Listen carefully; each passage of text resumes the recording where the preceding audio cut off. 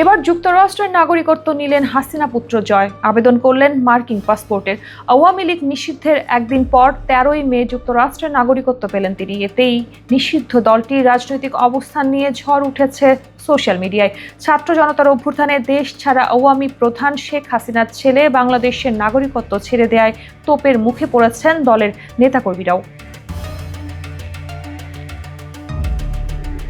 প্রবাসী সাংবাদিক ডক্টর কনক সারওয়ার এক পোস্টে জয় এবং আওয়ামী লীগকে কটাক্ষ করে বলেন, হাসিনা এবং তার পরিবারের সদস্যরা যেমন পরিস্থিতি বুঝেই দেশ ছেড়েছিল, তেমনি জয় ও আওয়ামী লীগের ভবিষ্যৎ অবস্থা বুঝে স্থায়ী বসবাসের অনুমতিকে নাগরিকত্বে পরিবর্তন করলেন হাসিনা পুত্র জয়।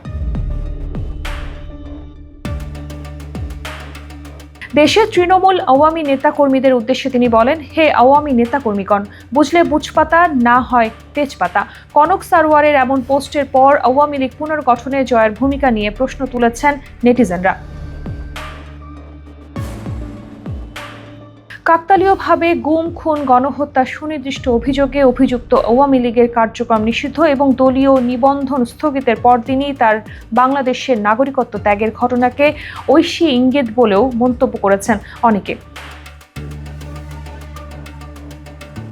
কয়েকদিন আগে সজীব ওয়াজেদ জয় তার নাগরিকত্বের খোলাসা করেছিলেন। ভেরিফাইড ফেসবুক পেজে গর্ব করে তিনি দাবি করেছিলেন তার কোনো বিদেশি পাসপোর্ট নেই। জয়ের ভাষ্যে, সবার অবগতির জন্য জানিয়ে রাখি, আমার কোনো বিদেশি পাসপোর্ট নেই। যুক্তরাষ্ট্রে আমার স্থায়ীভাবে বসবাসের অনুমতি আছে। গর্বের সাথে আমার সবুজ বাংলাদেশি পাসপোর্ট দিয়েই আমি যাতায়াত করি।